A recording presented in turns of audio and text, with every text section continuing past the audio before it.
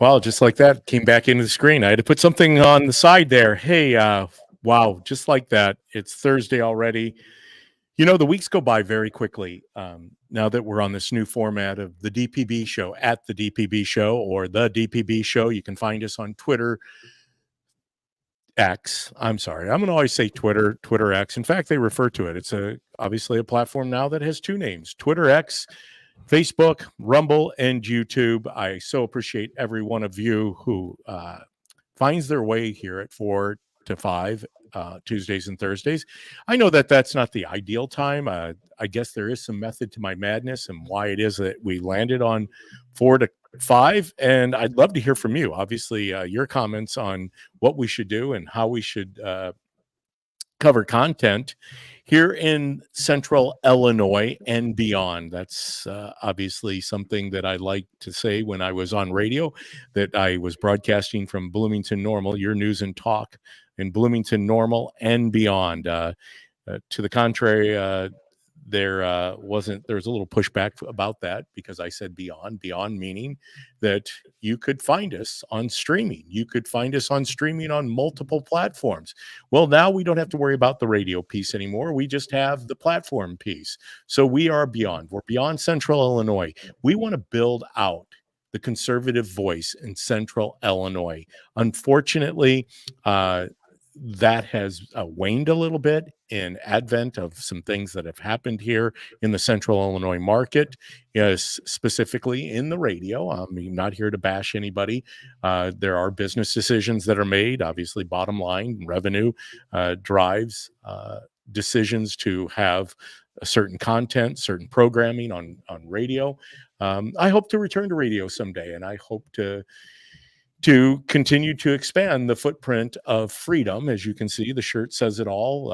Also, the hat says it all too. Obviously, it is the time to put up more W's this year for the Chicago Cubbies. But freedom, it's about freedom, and that's what we are trying to establish here in Central Illinois. That freedom isn't free. Our show on Tuesday, if you were able to join us, I think it was one of the best shows because I had a young man here with us. His name is Kevin Ferris. He has the show Speechless. Sorry about that. It looks like I hit the cord again. Ryan's laughing in the background because it is funny that I lean in sometimes and I hit that cord. And hope, just bear with me. We're gonna get through it. That's start cam. That's not a good shot. That's the behind the scenes studio, but I have to turn the camera back on to make sure that we're on and go back in and quickly change the camera out to hopefully return to where we are. There we go. Now we're back. Look at that, Ryan. I'm getting better at it. But as I said, Kevin Ferris was Speechless. Kevin is a young man who has just graduated in December from Illinois State University. He and another young gentleman, Josh Bender, who now is in Nevada teaching history in high school, they were doing a podcast on campus at Illinois State University. And I was always taken back by them, their depth of knowledge, their ability to walk around policy issues, cultural issues, you name it. They were covering it on their podcast. I invited them into studio at the DPB show, and I was blown away by how gifted they both were at such a young age. And it instantly spurred me to realize that we have so many young people who are out there, who are really, truly striving to be part of the conversation. And unfortunately, what we end up with is a bunch of older people with antiquated ideas who are really not seeking to represent the masses. They're seeking to represent themselves and to hold positions of power and influence. That's what we have not only at the local level, but at the state level and then at the federal level. Kevin, obviously, and people like Kat Peterson, Paul Garcia, Josh Bender, Ty Smith, Ryan McKenzie. I know Ryan's approaching 40, but he's once again in that demographic of what do our future leaders look like? You know, it's one thing to have a conversation about the upcoming election, which is now under 185 days away. I don't have the specific number. I think it might be right up 185. But time is closing in, and there's a lot of shenanigans going out there. As we said, opening up programming or opening up the show in 2024, more in 2024. We're going to see more of everything, more good and more bad. We're going to see just doubling down on what was happening in 2023. We knew what kind of the landscape was about going into 2024, and it's not disappointing us. We are seeing more in 2024, more good, more bad. Uh, Hold on tight because the election is going to this election season, especially through May, June, and July. You are going to see things you never would have dreamt of in the United States of America. That's already been demonstrated here in the last couple weeks with these pro-Palestine rallies, protests, crimes on campuses, college campuses around the United States. That is also starting to show itself for what it is. It's predominantly paid agitators and with college students and college faculty uh, molding together. And when they started arresting and processing people, they were realizing that half of these people had no part in the university community that they were arrested on, and then the other half had limited affiliation. Very few students were arrested, and very few faculty. And as I said, once this thing continues to play itself out, we will realize that everything is bought and paid for. This is purely, I think, a sign of things to come. What we're going to see moving forward, it's pretty clear where things are at right now culturally. The not only on the world stage, but here on the United States stage. President Biden ran on Building Back Better, and unfortunately, there's nothing better about where we're at today than where we were when he took office back in January of 2021. I don't want to go too far from my lead here. It is the young people. I had a conversation this morning early in Springfield. I happened to run across a gentleman who I didn't expect it. It was a planned stop for me and my other little side hustle that I do. And I was taken back by this gentleman because he was very level, very grounded. He used to be a lobbyist in Springfield before he took on a new position doing something different, something that obviously paid him more money. Those are his words, not mine. And his wife used to be involved in state government, and she's since has retired. But really, what was kind of cool about the conversation was we talked about what matters most to us, and that's the future. And the future as it pertains to our children.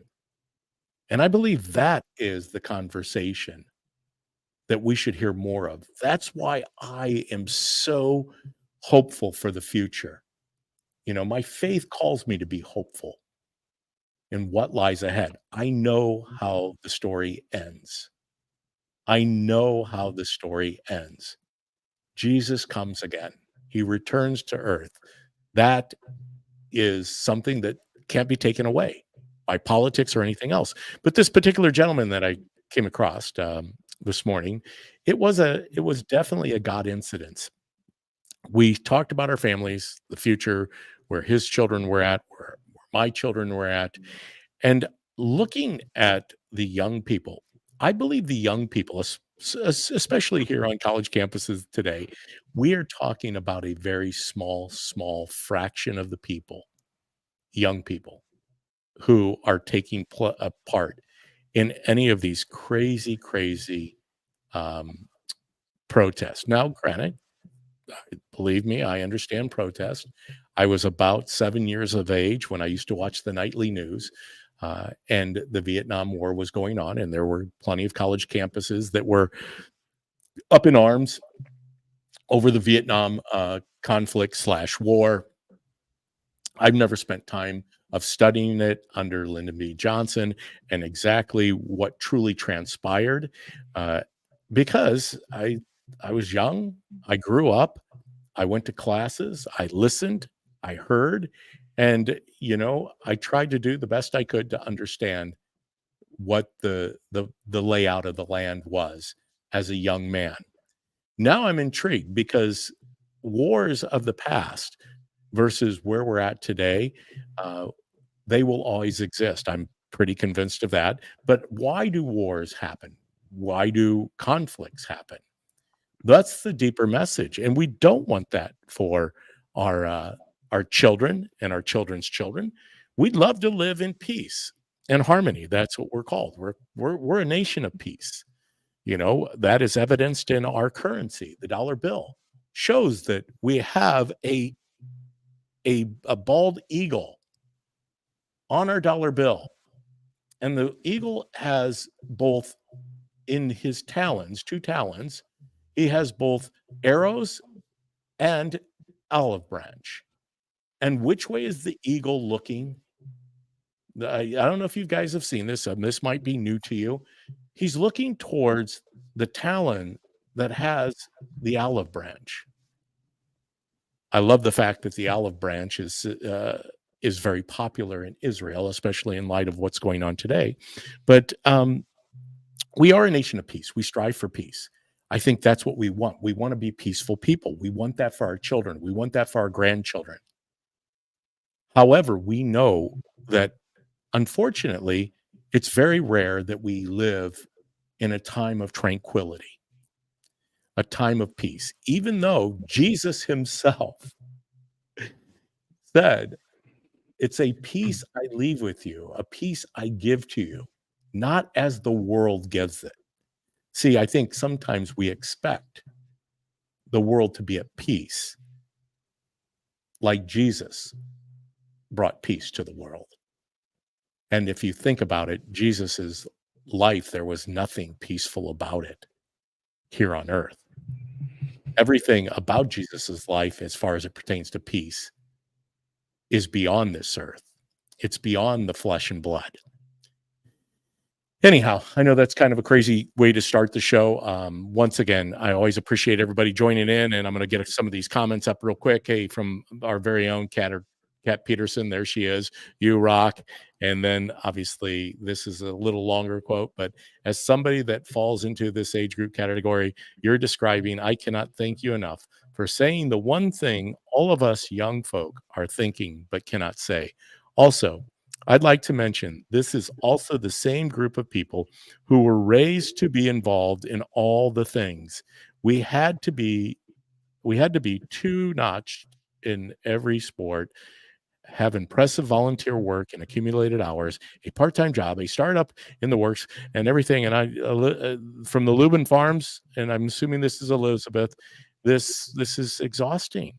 It is. The pressure that we put on young people, and granted, like I said, it's demonstrated at UNC, University of North Carolina, where the protesters tried to take down the American flag, and obviously who knows what they would have done with it. They were stopped from taking down the American flag, and now she says, yes, it's me. Hello. So it is Elizabeth. Because she posts as Lubin Farms, but that's her last name. So, well, yeah, there you go. It's the farming community that she's a part of. Elizabeth, did I do that justice? But so they were trying to take down the American flag, and these young men from a fraternity stopped them and said, no, we're all good with the protest. That's protected in the First Amendment, the right to assemble and gather and protest. However, what is not allowed is even, and you know what, even as a protest, Ryan, you're going to probably have to agree with me. And I see I'm a little delayed in getting there. He is right there, Ryan Mack. Hey. There he is. Thanks, Ryan, for holding on, because we know that ran a little longer than I wanted it to, but I wanted to make sure. It's your show. You do how you please. You open it however you need to. I'm just here for the ride. I mean, I had so much to say, especially after Kevin left the other day, and I would have liked to got more of that out. But really, once again, that's not the reason I had Kevin on the show. I had Kevin on Yeah. the show so he could tell us about what was going on, as a 22-year-old man headed off to Liberty University, to the law school there, coming out of the programming, Turning Point USA, and all the things he's involved with. I wanted him to have a run at it, to tell us, bring us up to speed, because he's in the midst of it. He sees it. He's been on the streets being the roving reporter at specific events, namely the Ron DeSantis event down in Peoria, where he, went and encountered some street protesters who were obviously anti Ron DeSantis, and specifically they were anti-pro-life, so they wanted their voices to be heard. And Kevin went out there and boldly just asked him, what were they doing there? Why were they protesting? Which are great questions. It's great questions to hear some of these other reporters from different media outlets who are going out and asking these college students, why are you here? What are you protesting? What brought you here to protest? And so it's kind of cool. And that's once again why I definitely you're getting mixed results when you ask those questions, right? When some of these young kids on campus, they're saying, well, why am I here? Well, I don't like the two-state solution. I think Israel needs to be wiped off the face of the earth. And maybe they don't say that directly, but they're calling for violent reactions to what they deem violent reactions to Palestinians. And that's not the solution. We're open to debate. We're open to conversations of what you think should be the result in the Middle East. But if you know nothing about the Middle East background and the conflict that's going on over there, you probably don't have much of an argument in the debate. If you're just up there for a trend on college campus because it's the next cool thing to do is burning American flags and just stomp on campus, then you really have no idea what you're doing. Well, and that's what Kevin Ferris said. Unfortunately, a lot of these young people are getting caught up in this kind of tidal wave, right? They're hearing it on the news. It's, once again, the media would rather spend its time focused on events like this versus the real issues that are troubling these young people culturally. I mean, what they're up against. Yeah, it hasn't even become about the war anymore. It's been about the students' behaviors and their emotions and how they feel. It's not even about the war anymore on campus. I can't help it. I think this is a good segue for it, because this video says a lot about what is transpiring and why it is that we avoid the conversations we need to be having about the economy, about young people, about what young people are facing on college campuses. Obviously, we understand now, because it's been brought to light, especially over the last 8 to 12 years of this movement on our college campuses to not have an open dialogue about free thinking human. How many times we've seen conservative speakers show up on college campuses and get denied entrance or their speeches shut down? That's not open debate. No. And that's counterintuitive to what is happening right now, because for so long they were refusing to allow people to speak on campus, and now they want to be heard on campus, whether that's the students or these paid professional agitators. But I think that this is a good part. I'll go ahead and set this up for us. This is Corey Mills, Representative Corey Mills, in Congress, and he's on the House floor, he's in committee, and they have Secretary Lloyd Austin, Defense Secretary Lloyd Austin, in this congressional hearing, and he's asking him some questions, and I think it's pretty telling, because Corey Mills specifically wants to get to a point of where we are culturally versus where we were under President Biden, versus where we were just 3 years ago under President Trump. And of course, me well. I'm since I have to work all the buttons, I have to quickly get everything loaded up here, which I will do here and hit the play button. And here we go. And I might pull it back a little bit here. Let me get it. Oh, I got to add stage. I'm sorry. See, Ryan, I want to make sure that we get the full effect of this. So I'm going to pull it back.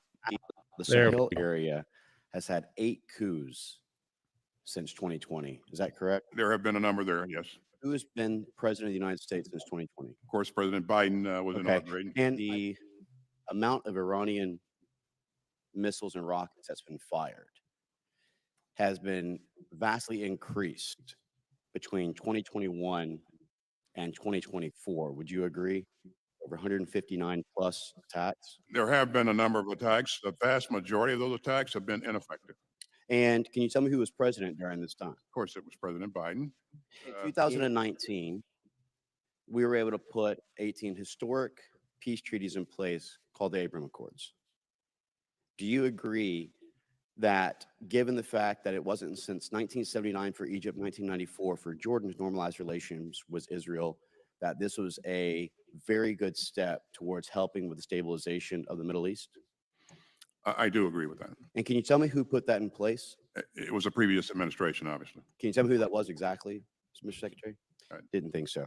Under the attacks that took place on October 7th of 2023 that resulted in over 1,200 innocent men, women, and children being slaughtered, being raped, being taken hostage, etc. Can you tell me who was president at that time? It was President Biden. In 2016 and 2020, we recognized that 12% of global trade goes through the Red Sea. And in an effort to try and ensure the safety and security of trade and commerce, which would allow us to keep our goods down, there was a designation as a terrorist organization of the Houthis. Can you tell me who put that designation in place, sir? And it was the previous administration. And can you tell me who removed that designation, sir? Of course, it was removed by this administration. And can you tell me whether or not, just a simple yes or no, that we've seen an increase in disruption and attacks in the Red Sea under this administration? We have seen increased violence. Thank you so much, sir. And can you also tell me who was in office in 2014 when Russians came across in Donetsk and also in Lugansk in Ukraine? President Obama. And can you tell me who was the vice president at the time? President Can you Biden. tell me when you saw the greatest advancement? 6 months ago. Okay. And who was the president at the time? If we had the ability to My point in trying to understand this, Mr. Secretary, is that we have pointed out numerous times, as my previous colleague said, that we are not safer now under this administration than we were previously, which is a contrary statement to what you've said, as I've just outlined. And not to mention the fact that your predecessors, let's just say in the Democrat administration, Secretary Robert Gates, he also made a comment that said, I think he has been wrong on nearly every major foreign policy and national security issue over the past 4 decades. Can you tell me who he was referencing in that comment?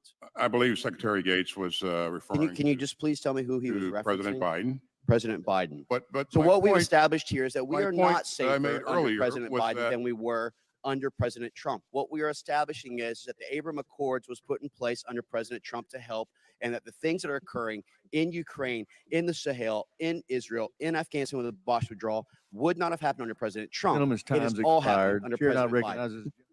recognizes. Yeah, that Well, was, yeah, that was good. there you have it.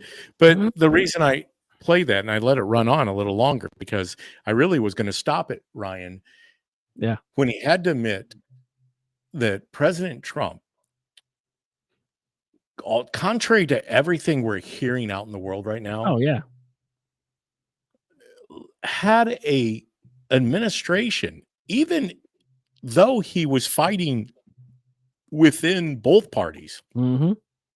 Yep. and no one was supporting him Yep. through his administration, he Yeah. was able to accomplish a lot.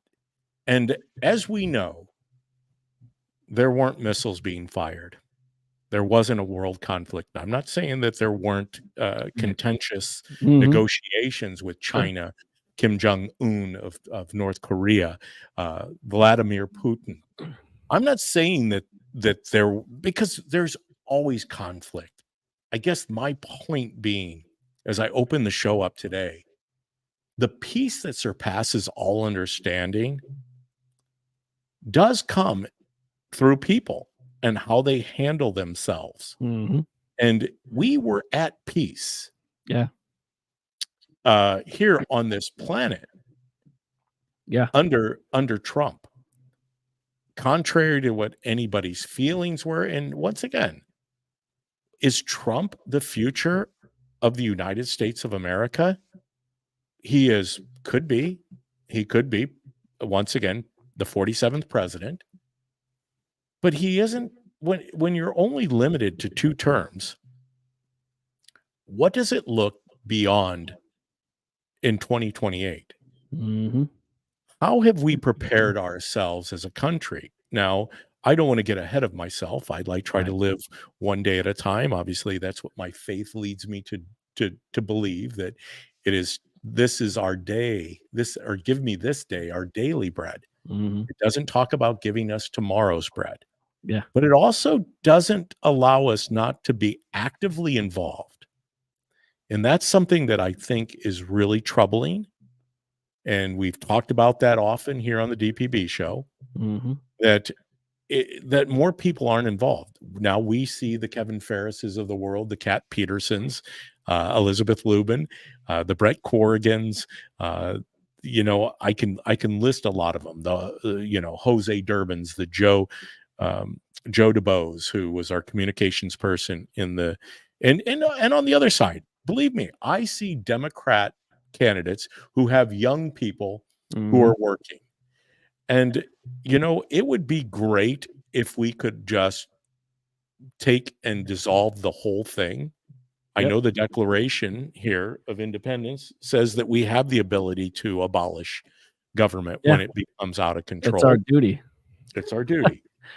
And it specifies what our actions could be. And I think we're growing to a point where people are going to say enough is enough. I think that's being exposed, especially when you watch, as Representative Corey Mills was pointing Mhm. out, this is where we're at right now. Yep. This is where we were at. Secretary of Defense Lloyd Austin, tell us, let's make a contrast Yeah. of what we're Yep. experiencing today versus what we were experiencing 4 years ago. Yeah. You have to come at them with factual based evidence in order to get them to try to answer. Because if you just start spewing their game of names and racism and comments that don't make sense, you're not going to win that battle. But if you come at them with hard line facts of this was better under this, and you know it, you need to admit it. And they don't know how to respond. He couldn't even say Trump for the first 3 times he answered. Well, This and goes beyond Trump, right? I mean, you can take pieces of strategies from each president that was successful and try to emulate some of those things going forward as a party. But I think when it comes down to it, just look at the examples of what's happening when they're not looking ahead for the future. We have $34 trillion in debt as a nation yes. and no end in sight for spending. What's that look like for grandkids, great grandkids, great great great grandkids? We're all paying for that after we're gone.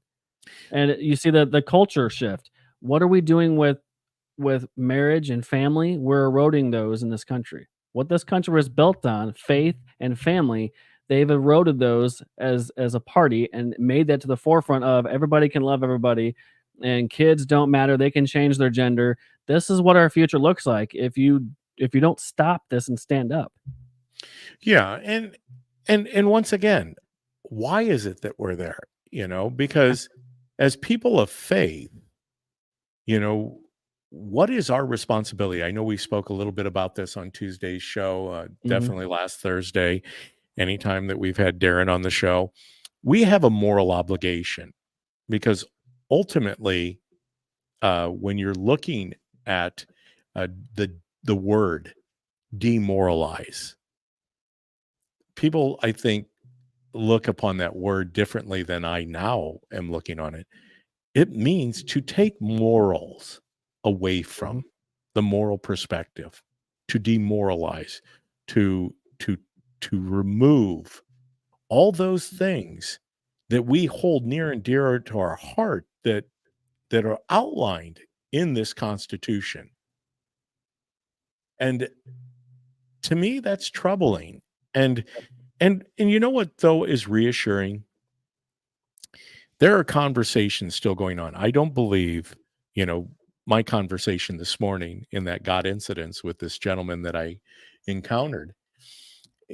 He happened to be a lobbyist, so he was close to Madigan at the time. Mhm. And you look at Michael J. Madigan in the Madigan rules, you know, obviously the man controlled the speakership, the longest standing speaker of any state house in the history of the United States of America. Yeah. Speaker Michael J. Madigan. You look at Michael J. Madigan as a human being, once again, right? Human, fully human. Obviously, he believed in running the state a certain way. Mhm. Was it effective? Well, as I say, it's pretty easy to look at the outcomes. Where are we today? What you just alluded to. Yeah. How have we done? You know, the old Moneyball. I know I bring it up a lot. I know I Right. love Dan It's working. Bongino. Why is it not working? Yeah. Yeah. If it's working, why is it not working? Yep. If our school systems, if education and everything that's happening in the public school system, if this indoctrination of the DEI culture, the what's the other catchphrase that they have? It's not only DEI, but ESG and everything else. But yeah, well, it's LGBTQ what's the one? CRT, culturally critical race theory. Yeah. or responsive teaching is what it is. in culturally Illinois. responsive Yep. teaching. Yes. Yeah, it's the If same thing. culturally responsive teaching, if DEI, if all these things were truly working, then why aren't they working? If the current budgeting for the state of Illinois or the United States government or any community across Illinois, central Illinois, if it was working, then why isn't it working? And that's what blows me away. Mhm. We can only sit back and excuse away. I mean, even to this day, I heard that President Biden, quote unquote, President Biden was out there saying the economy is just flourishing. Mm. And it lacks because, as I titled the show, our children are watching us. Yeah. Our children are watching us. And to me, I take that very personally. And I challenge myself to always be reflecting the love of Christ to humanity, no matter who it is. Yep. You know, if a transgender person were to come and walk into my presence, in fact, you know, here in McLean County, within the Republican Party, we have a precinct committee person who is transgender. Mm-hmm. Wow. Shocking news. Yeah. Do we lead with that Right. in our publications, in our correspondence? Right. No, because once again, identity isn't what identifies us. Right. By your classification on sexual orientation, the color of your skin, the gender, all those things, race, where you stand on Palestine, Mhm. which once again, where do you stand on Palestine? Because ultimately, what is Palestine? How do you define Palestine? You can't geocode Palestine because there is no country Palestine. Yeah. Do you understand the historical significance to what is transpiring in the Middle East as we speak? And if you don't even know how to answer any of those questions, then obviously go out and learn. Mhm. Do your research, connect the dots. But Yeah. we don't spend the time identifying people and strategizing how it is that these moral imperatives, because that's what they are. Yeah. You know, I don't talk with our specific precinct committee person about the moral imperatives. What I talk about with this person who's transgender is I'd like to know about where they stand on some of these issues, which is Mhm. fascinating if you have a conversation Yeah. with people, you find out a lot about them by opening Yeah. up conversations. Yep. Obviously, this person does not support genital mutilation. Right. Um, they're not in support of hormone therapy for young people. They believe, as this person did, was they made a decision after they were 18. But that is just one of many discussions. Mm-hmm. And where they want to lead us to in this current culture of talking about, rather than talking about the $32.3 trillion in debt, Yep. with not talking about where we are going to house, how we are going to take care of all of these illegal immigrants coming across our southern border. Why is it that that was allowed to happen? Why is it that we shut down energy production in the United States, but yet built energy production up around the world? Yep. Why is it that we don't have conversations about making America great again? I know that a lot of people just lose it Mhm. over that make America great again. In fact, I heard Trump the other night in Waukesha, Wisconsin, talking about when he takes over the presidency, that he is going to do away with Bidenomics and put in Meganomics, make America great again, economics, which makes sense. I mean, Well, this, MAGA, you're right. MAGA wasn't a global, slogan when Trump was in office. This was an America First movement that brought America to the world stage as a leader. We can't lead when we've got floodgates open up in our country. We can't lead when we're drowning in debt. We can't lead when we're not producing our own energy. We can't lead the world when we're falling apart. America was at its best when it took care of her own priorities first and then helped the world. Trump wasn't perfect by all means. A lot of his policies socially were not as even conservative as they should have been. But when you look at his foreign policies and you look at his America First policies, they worked and America was thriving. That's the contrast with the administrations. You can talk about party lines for the next 200 years and previously, but when you look at what worked, the Democrat Party has always won the battle of the social issues. Economically, they've had some success over the administrations that they've had. Clinton had a surplus, but was it his surplus? Or, what was going on in the 90s that led to that budget surplus? We weren't spending beyond our means. So you look at some successes from each administration, what worked and what didn't. But over again, we see the Democrat Party just change their gimmick and what they believed in. Eugenics was popular, and that was Planned Parenthood founding on eugenics and sterilization and aborting whole races from the planet. That was the founding of Planned Parenthood. Do they provide services that are helpful? Yes. Overwhelmingly, they had one message. How can we rid the United States of a certain race that we don't agree with? Which gets back to the current climate of kids are watching us. That's right. And this is what you're voting for. Are Republicans going to solve all of our problems? No, but Democrats are going to cause our problems.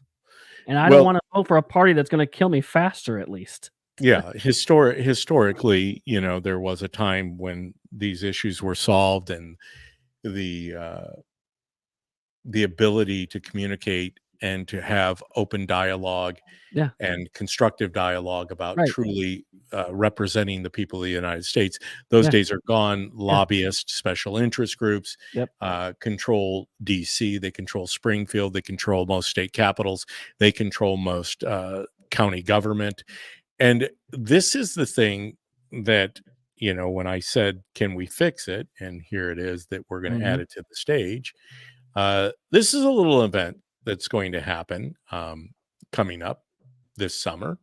It is the convention, the national convention. There, you had to piece it out there. There we go. The national convention, the Libertarian National Convention.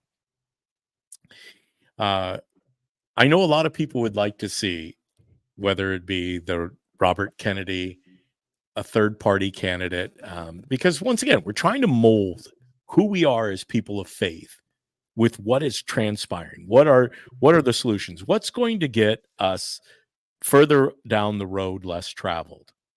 What is going, Scott Peck's book, The Road Less Mhm. Traveled, great read. Go out if you haven't read it, definitely read the book. What is going to bring us to a point where we're walking this thing out? Does it ever happen? Will we realize a true lasting peace on this earth? Or, as Jesus said, I give you peace, not as the world gives it, but as I give it. And understanding that. And this libertarian convention is interesting. And I bring that up because guess who is going to speak at the libertarian convention? RFK Jr., right? He's running as a third party. Oh, wait. It's President Trump. President Donald J. Trump will be addressing the Libertarian National Convention. Hmm. And Interesting. and the only reason I share that, Ryan, is you just said it. We are so divided at this point Mhm. in our country. That is evidenced in what we see, what we hear, the dialogue, and most of that, I truly believe, is manufactured Oh, yeah. by the legacy media, Yeah. by what President Trump refers to Yeah. as fake news media. Yeah. And it plays itself out. It truly is. I mean, where do you find the facts or the truth? Yep. And I'll tell you where I find the truth. I find the truth in Jesus Christ. Why? Because I don't know of any other person that has ever walked the face of the earth that claimed that I am the truth, the way, and life, and that nobody comes to the Father except through me. Pretty simple. Yep. Meaning, when we are no longer here, when our time on earth is done, where will we be?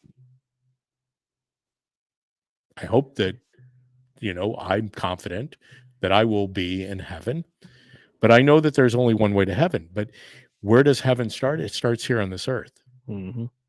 That's what Christ told us.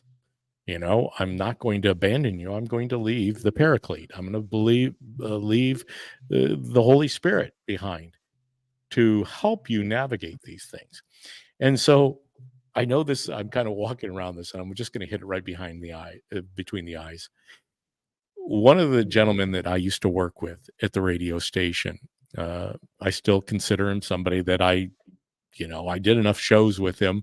We never agreed on too many things. We could find common ground, but he's a libertarian, and he put out on his social media post that this was the final straw for him.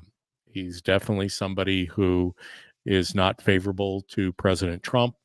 He's definitely kind of suffers a little bit from Trump derangement syndrome. Mhm. And he has a whole list of reasons why. He'll be more than happy to list those out. But he, at the end of this diatribe that he put on his social media page, he said he looks forward to the day where he can step away from politics and focus in on the things that really matter: family, um, family, family. I don't know. He had some other things, but really, it kind of saddened me. Yeah. Because Well, how it's, accurate and how right he was. well, but not only that, but one thing that was missing, and it is sometimes missing in so many of my friends who are libertarian, Mhm. is faith. Yeah. And what defines you. Yeah. As mad as he is about the President Trump Yeah. The person behind the microphone. Yeah. speaking, yeah. What defines you? How do you identify? The world gets so caught up in identity politics, identity this, identity that. What truly defines you? Well, in the comment section of this particular post, somebody, Kat, our very own Kat Peterson, she pointed out, she gave a little meme of President Trump doing a little dance, and he ended up actually reaching out to her offline and saying that, that was really a low blow by you putting that up on my Facebook page. And she kind of went back and did a very nice job of explaining to him, you Mhm. know what defines me isn't President Trump. Right. nor is it the Libertarian Party, Yeah. nor is it the Democrat Party, nor is it the independent. What is the movement called that Robert F. Kennedy and Manchin and all those guys, the The whatever party. independent, whatever they are. Yeah. Yeah, the whatever party. Yeah. The whatever party. The The kind of what- make other people happy at the same time kind of party. Yeah. But don't yeah, really yeah, yeah. I'm drawing a blank on the name Yeah. of the movement. no What? labels or whatever they're No, thank you. Something like Thank that. you. Thank you. See, I knew you'd pull it out because you're younger than I am and your brain works. I've seen it on Facebook before. The independents, the libertarians / no labels, whatever. they No call it. labels. They don't fit in any of the group. Who identifies it? Does your party identify you? And that's where I believe this thing's truly going to move towards. Yeah. And I believe the young people, the young generation, the Generation X, right? Is that what Kevin's in? Generation X? Z. Generation Gen Z. X would be my mom is slightly younger than you. That would be Gen X in that area. Okay. X, Z, Y. Yeah. Y. I can't keep them all straight. Yeah, But- we were Gen Y, but we were labeled millennials. That's what Yes, I call it. millennials. Thank you. Thank Yeah. you. The Gen Zers, I truly believe, when they look at the totality of what they face going forward, and it's got to be overwhelming for those who have their eyes open. And believe me, I believe there's a lot of them that do. They are looking at what has been put before them. And they're like, whoa, whoa. Yeah. The ones with their eyes open. Yep. And so when we look at our children are watching us, but they're not necessarily, watching us. They're listening to us. Mhm. My generation was mocked for being the whiny liberal generation up and coming. And once we got older, a little bit older in their mid 30s to 40s, and we started having families and getting married, we kind of tiered toward more conservative values. And now you're seeing kind of a split where Gen Z is divided too. You have a lot of strong conservatives in Kat and Kevin's age, but you've also got the college age kids right now that are just tearing up the place on free tuition so they can say whatever they want. There has to be a generation agreement to stop this from rolling off the tracks. And Gen X is getting to the older bracket. You're in the boomer stage, I think. Yeah. And you guys, you pass the torch, and we're burning everything else apart except of holding up the torch. So as my generation is becoming like that last kind of torch holder, we're the ones that grew more conservative as we get into our prime years.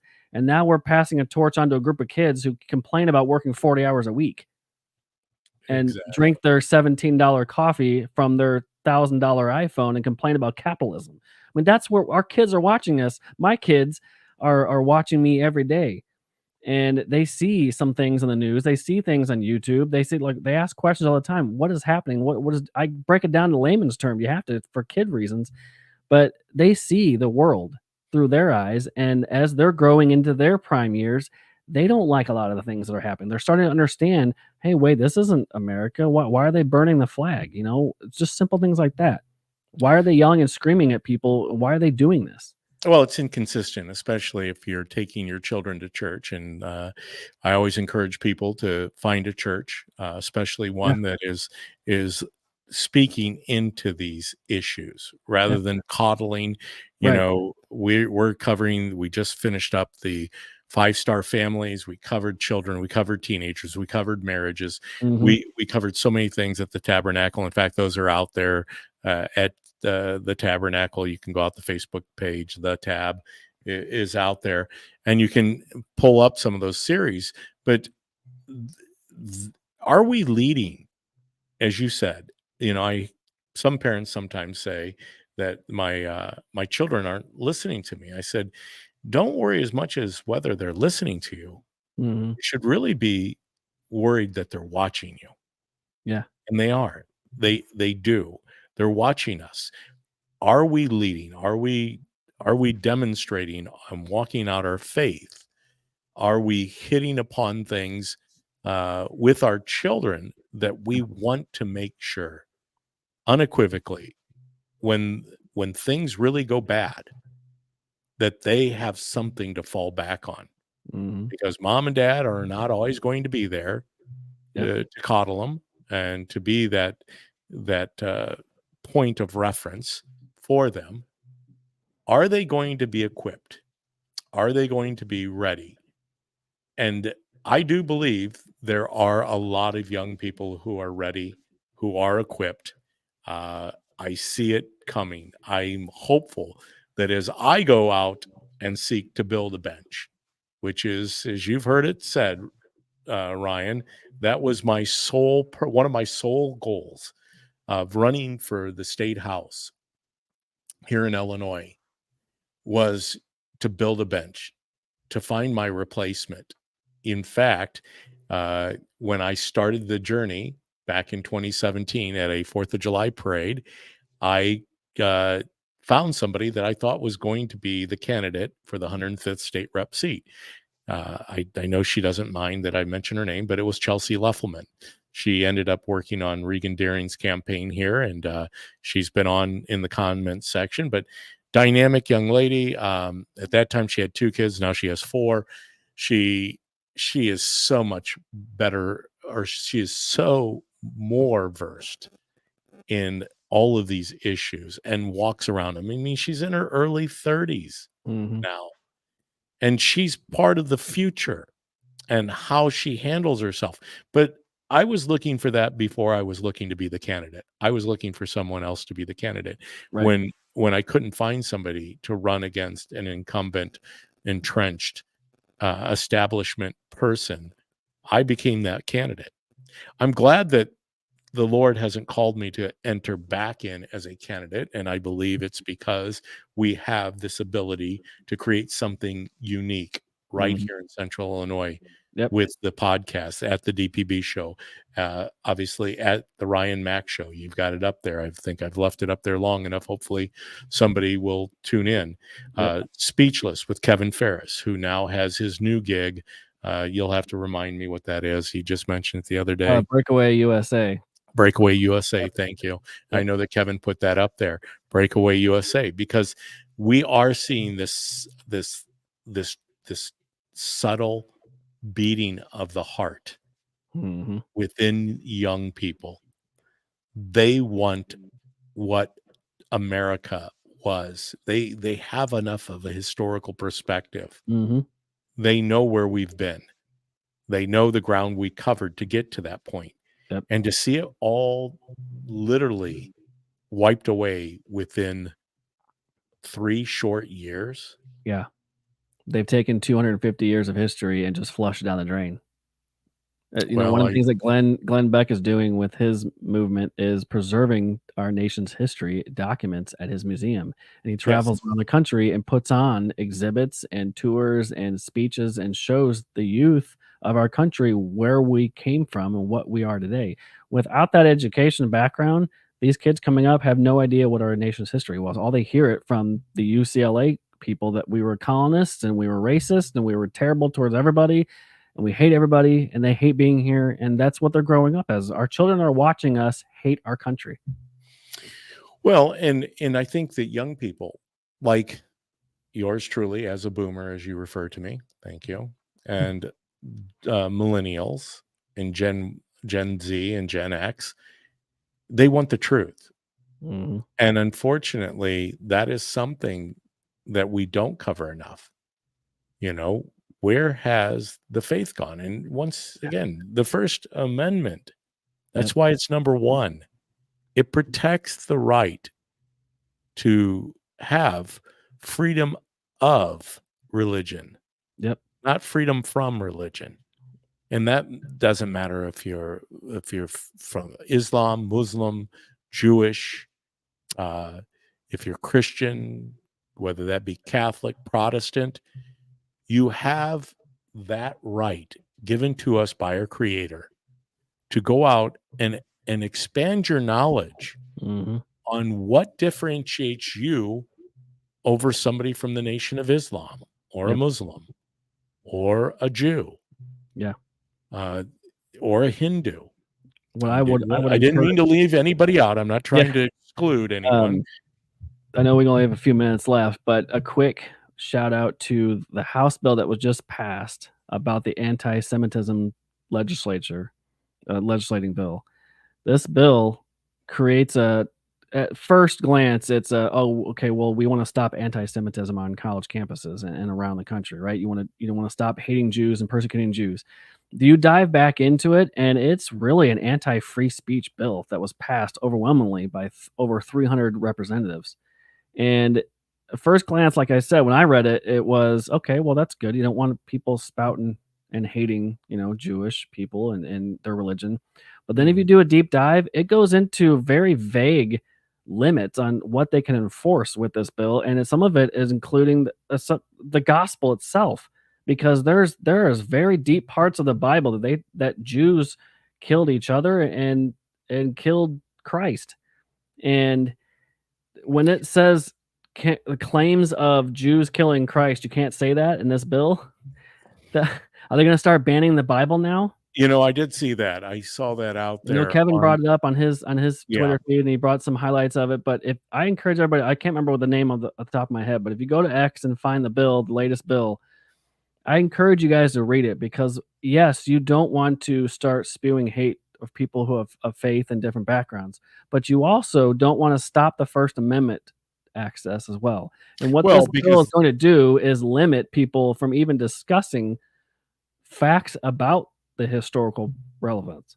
Well, and you're right. That's a hot point whenever you refer to the fact that it was the Jews who killed Jesus. I mean, believe me, I've transcended that. Obviously, that there it is. I hit the camera thing again. So you were shut down already.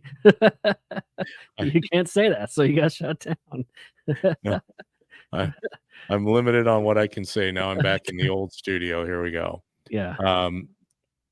But the fact that as I started saying, transcending that, obviously somebody had to fulfill the prophecy of the old.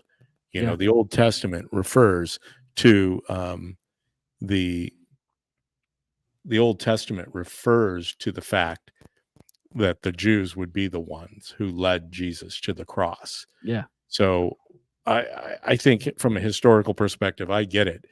Jesus didn't want to die on the cross. Mm-hmm. That's what he pleaded with God about in the Garden of Gethsemane. He said, but not my will, but your will. But it was foretold 800 years before that in the book of Isaiah that Jesus would be led to the slaughter, the lamb. But phrases like that, which are hateful towards the Jewish faith, now is in this bill. So anything that claims to be antithetical or hateful towards Jews cannot be said, and you can be punished for it. That goes against what the First Amendment is even about. Well, one of the things I want to give credit to is, since I brought it up earlier, was the Libertarian National Convention. Obviously, I'm going to be at the Republican National Convention. I encourage those who are Democrats, if any of them listen to my show, to go to your Democrat National Convention. Now, that one's in Chicago. You might want to make sure that you prepare yourself for what that's going to look like and be like. So Peter McCullough, I found it interesting. He's the keynote speaker at the Libertarian National Convention. If you're not familiar with Dr. Peter McCullough, he is the person that led the way during the COVID crisis. You talk about somebody that's more knowledgeable about what has transpired. He is was going to be the mRNA vaccine guy, right? And he even called out the damaging effects of mRNA itself. He did. He was not the original person that worked with the research. That was Malone. Malone was on the research side of it with mRNA, but he was definitely one of the first people out there that was exposing it for what it was.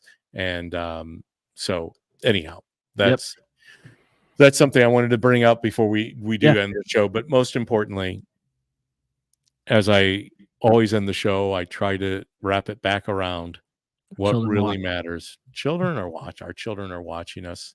Yep. And whether your children are in colleges or whether they're grown children, they're still watching us. They see us. They hear us. They're seeing what this world is.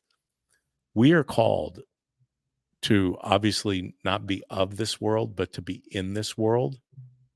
And we need to continue to lead in that manner. You know, the cool thing about this morning's God Incidents with this gentleman down in Springfield was he puts out a daily verse every day.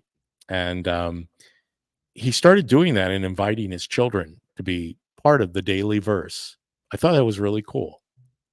And out of that, his children started sharing it with their friends. And now that thing's built. Well, after meeting me, one of the things he did is he shared that daily verse with me. Awesome. And now I'm going to share it. And that's part of, I believe, growing the kingdom of God, because ultimately that's what we're commissioned with here Yep. on this earth. God was pretty specific about what he wanted our time on earth to be like. And it was always pointing people to him, not to ourselves, not to a political party, Mm-hmm. not to a way of living, but to God himself. And for us as Christian people, we believe there is only one way, and that is the person in the form of Jesus Christ, God come to earth, incarnate, who said, I am the way, the truth, and the life. No one enters the kingdom but through me. So I think we're going to end it there. I always appreciate you, Ryan, Yeah. being here. Totally.